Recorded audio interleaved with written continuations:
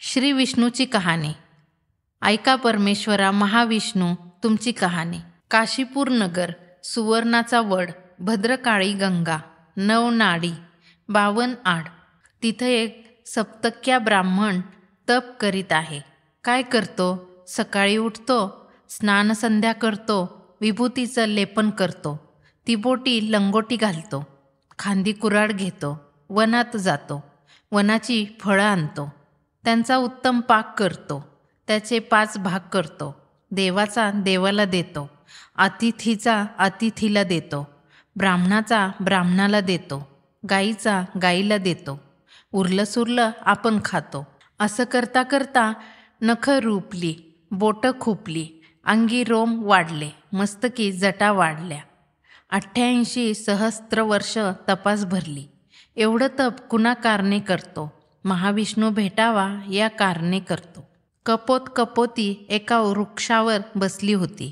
ती त्याला विचारू लागली, भल्या ब्राह्मणा, जपी ब्राह्मणा, तपी ब्राह्मणा, माळी ब्राह्मणा, चरणी तर चालतोस, मुखी तर वदतोस, एवढं तप कोणा कारणे करतोस?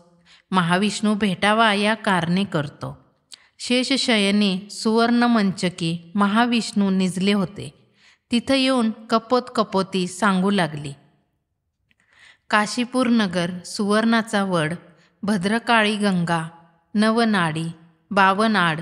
तिथं एक सप्तक्या ब्राह्मण तप करीत आहे. काय करतो? सकाळी उठतो, स्नानसंध्या करतो, विभूतीचं लेपन करतो, तिबोटी लंगोटी घालतो, खांदी कुऱ्हाड घेतो, वनास जातो, वनची फळे आणतो, त्याचा उत्तम पाक करतो, त्याचे 5 भाग करतो, देवाचा देवाला देतो, अतिथीचा अतिथीला देतो, ब्राह्मणाचा ब्राह्मणाला देतो, गाईचा गाईला देतो, उरलं सुरलं आपण खातो. असं करता करता नखं रुपली, बोटं खुपली, अंगी रोम वाढले, मस्तकी जटा वाढल्या. 88 सहस्त्र वर्षे तपास भरली. एवढं तप कोणा कारणे करतो? महाविष्णू भेटावा या कारणे करतो. महाविष्णू बरं म्हणाले. झटकन उठले, पायी खडावा घातल्या, मस्तकी पितांबर गुंडाळला, ब्राह्मणाजवळ उभे राहिले.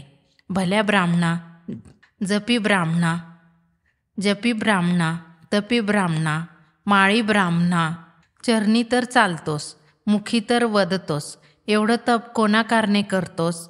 महाविष्णू भेटावा या कारणे करतो. तेव्हा महाविष्णू तो मीच असं म्हणाले. कशानं भेटावा, कशानं ओळखावा? असाच भेटेन, असाच ओळखेन. शंख चक्र गदा पद्म पितांबरधारी अयोध्याचारी माघारी वळला. तो महाविष्णूची मूर्त झाली. भल्या रे भक्ता, शरणागता, राज्य माग, भांडार माग, संसारीचं सुख माग. राज्य नको, भांडार नको, संसारीचं सुख नको. तुझं माझं एक आसन, तुझी माझी एक शेज, तुझी माझी एक स्तुती कुठं करावी? देवाद्वारे, भल्या ब्राह्मणांच्या आश्रमी. असं त्याला एकरूप केलं.